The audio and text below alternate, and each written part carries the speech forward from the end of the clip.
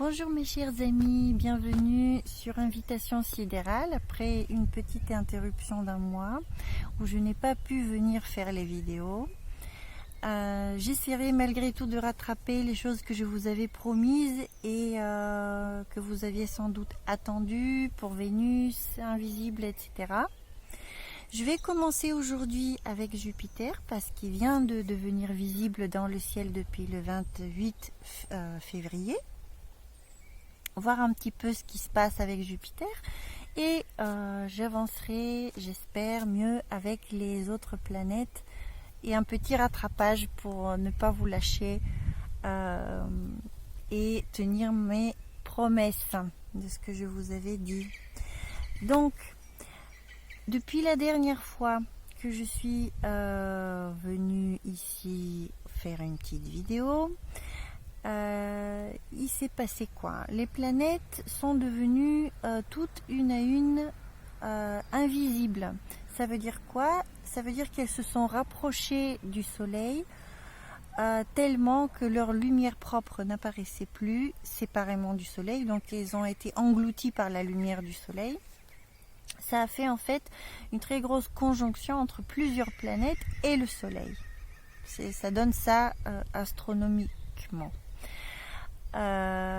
Donc ça s'est fait par étapes. Premier est disparu Saturne en début janvier.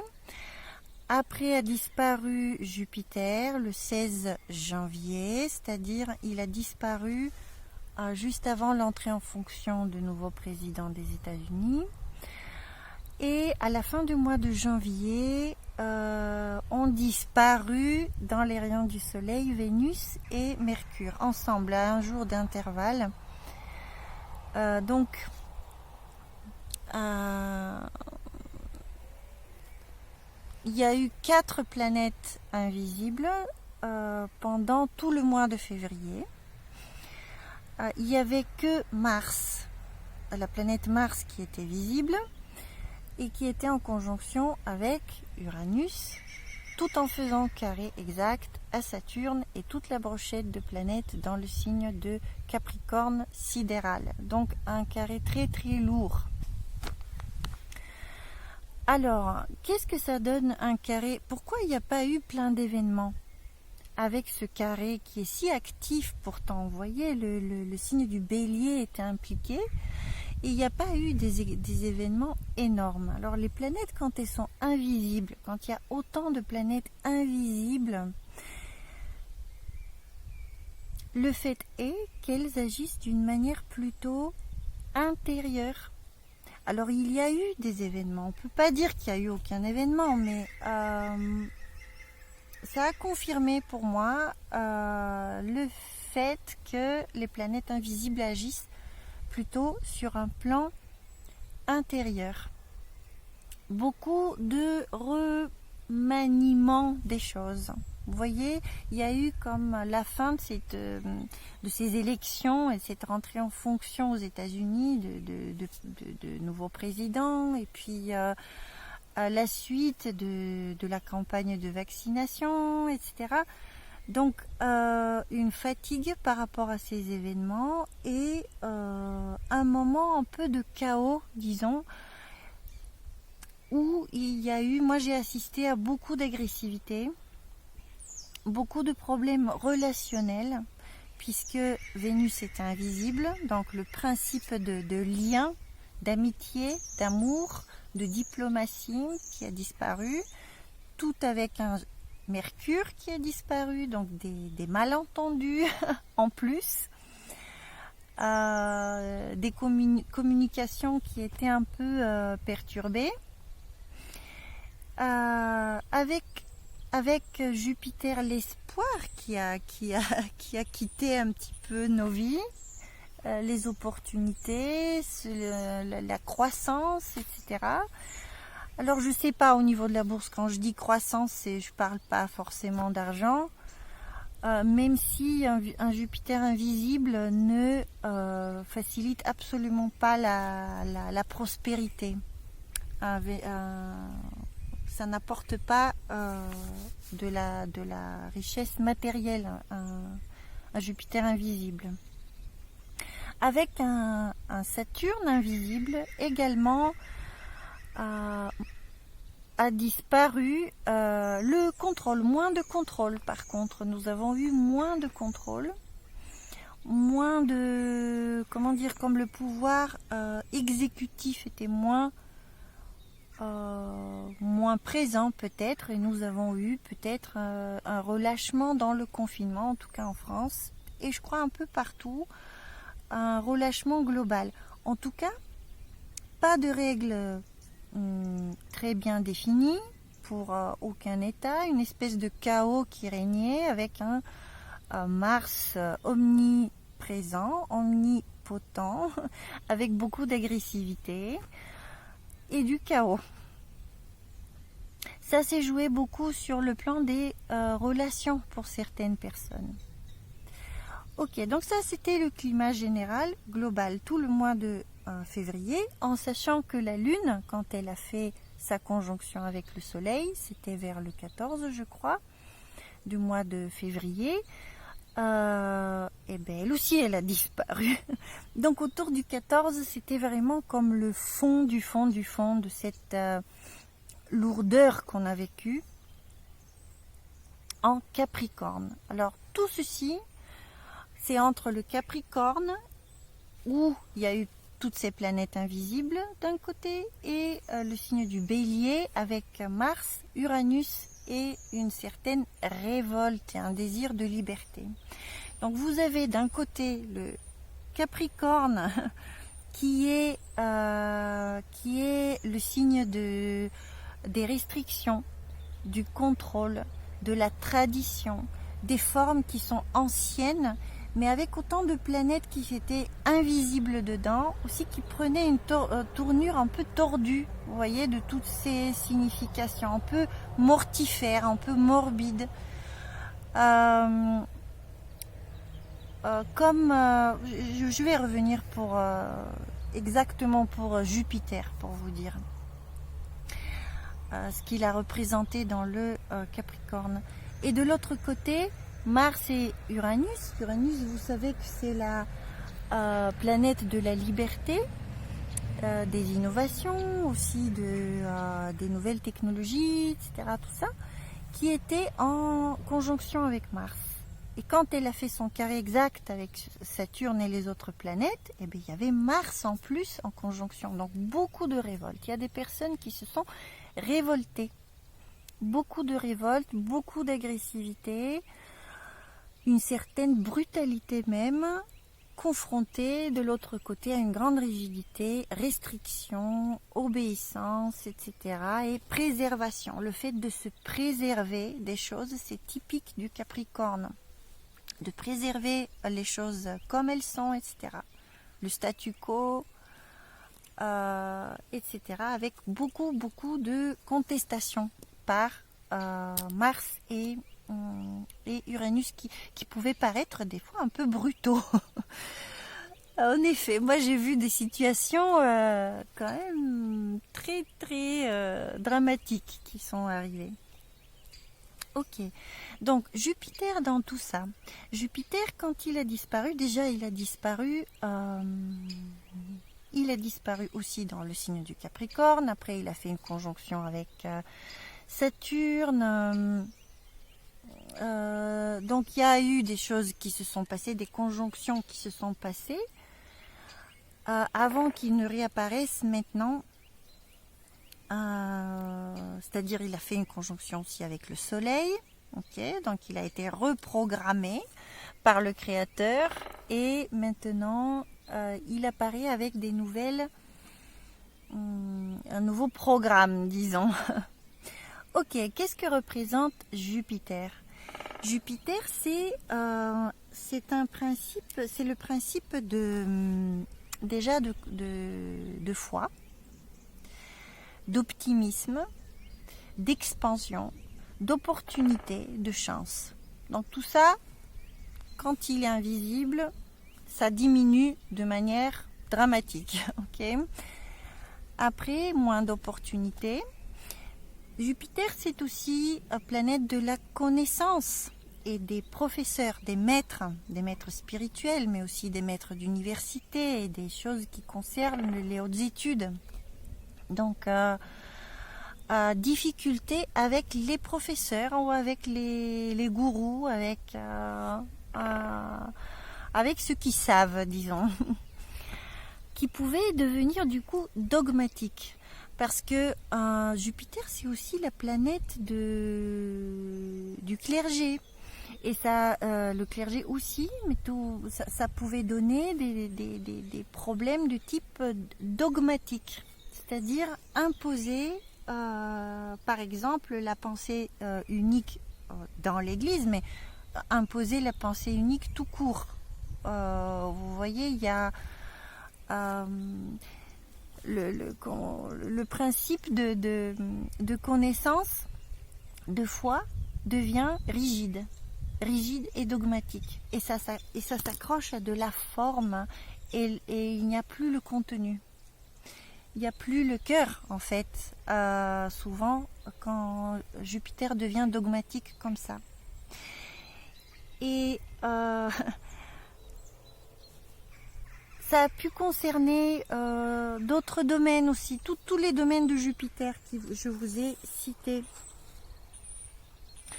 Alors dans le Capricorne, ça peut du coup, un Jupiter comme ça, faible, peut défendre des structures un peu vides de sens.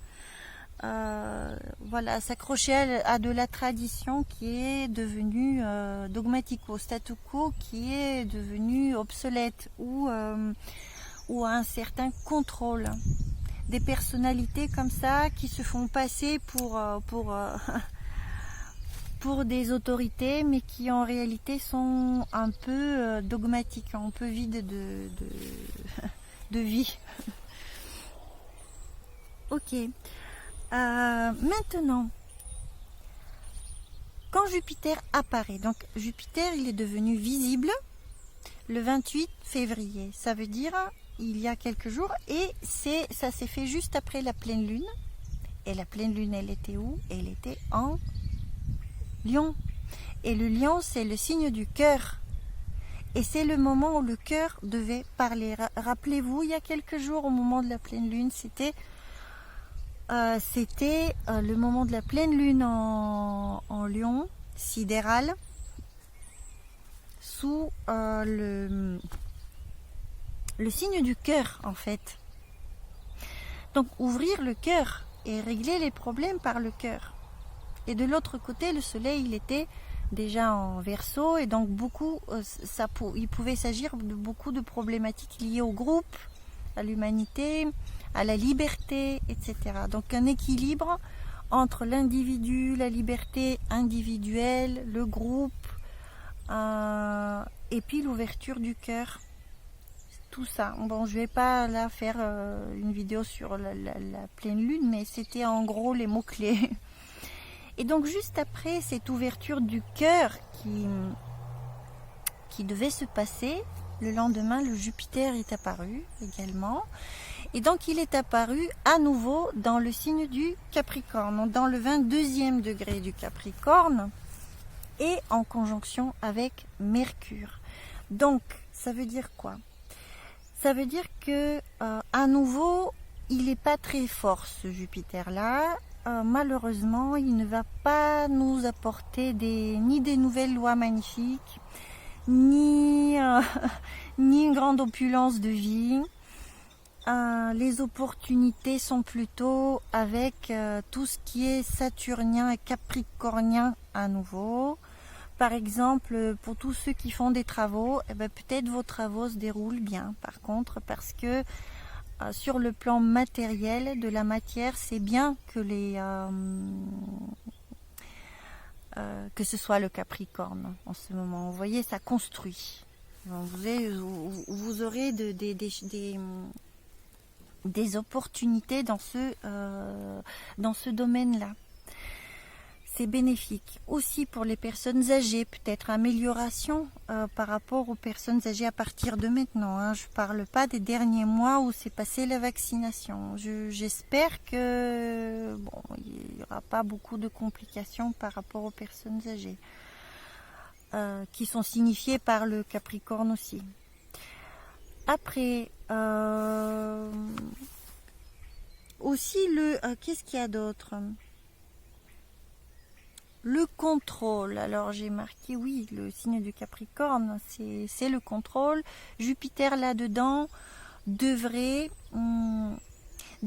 montrer la manière juste en fait de contrôler. Mais pour ce qui nous intéresse, pour le confinement, etc., il faut savoir que juste dans quelques jours, le 7 mars, va apparaître de manière iliaque aussi Saturne, aussi à nouveau dans le signe du Capricorne, et donc à nouveau contrôle.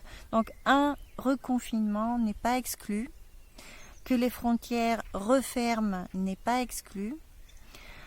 Par contre, je ne pense pas que ça va durer très longtemps, parce que ce Jupiter-là qui vient de se montrer pour éventuellement nous donner un peu d'espoir dans tous ces domaines très restrictifs, il va bientôt passer dans le signe du Verseau. Et ça va se produire le 11 avril en sidéral. Hein, je pense, je parle du Verseau sidéral, et selon le zodiaque fixe babylonien qui place l'étoile Aldébaran dans le 15e degré du Taureau. Ok, donc Jupiter va changer de signe, et ce nouveau signe du Verseau, il est à nouveau sous la maîtrise de Saturne en traditionnel, en astrologie traditionnelle, sauf que c'est un signe d'air, et il va s'agir à nouveau de contrôle sans doute, mais de la manière technologique, voyez. Technologique. Alors, comme c'est Jupiter quand même qui va dans le Verseau, ça risque d'avoir malgré tout un effet libérateur. Je l'espère. C'est très controversé, en effet, en ce moment. Est-ce que ces nouvelles passes verts, passeports verts, etc. vont être bénéfiques ou pas? Écoutez, c'est malgré tout Jupiter qui rentre dans le signe du Verseau, et Jupiter apporte aussi toujours des opportunités. C'est quand Saturne va rentrer dedans que les choses vont risquer d'être un peu malsaines. Vous voyez, il n'y a pas que du mauvais en réalité. Il faut être vigilant et trier les choses, voir ce qui est profitable, ce qui n'est pas profitable. Et sachez aussi que bientôt, la suivante nouvelle lune va se passer, enfin la suivante lune noire, conjonction de la lune avec le soleil, va se passer à la fin du signe du Verseau, et donc nous aurons beaucoup de l'énergie du Verseau qui va affluer le mois prochain, le mois lunaire prochain, avec la nouvelle lunaison, et qui va concerner sans doute les nouvelles technologies, passeport digital, toutes ces choses-là, parce que c'est toujours gouverné par Saturne. Saturne, il apparaît dans son propre signe du Capricorne. Donc vous voyez, quand Jupiter va aller dedans, il va à nouveau stimuler Saturne. Donc on reste un peu dans cette dynamique, même si elle va changer de couleur un peu. C'est-à-dire on n'aura plus, à mon avis, on ne va plus avoir de confinement. À partir du 11 avril, il n'y aura plus le confinement comme on le connaît. Mais ça va se transformer de la manière des nouvelles technologies. En même temps, le signe du Verseau, vous savez que c'est un signe aussi de liberté, et tous les mouvements de liberté donc vont se réactiver quand Jupiter va rentrer dans le signe du Verseau. Beaucoup d'espoir d'humanité, comment vous dire, beaucoup de nouveaux groupes, beaucoup de nouvelles associations, beaucoup de nouveaux projets communs. Et donc ce Jupiter, il va progressivement s'améliorer. Donc il apparaît maintenant un peu faiblard, encore dans le Capricorne. Pas grande amélioration, mais ça va venir. Ok, j'espère que ça vous a été utile. Allez voir les autres vidéos que j'ai faites déjà sur comment faire les calculs en sidéral, qu'est-ce que c'est l'astrologie sidérale, etc. Aussi pour les planètes que j'ai présentées ici. Je vous dis à bientôt. Je vous remercie pour votre attention. Portez-vous bien. À bientôt.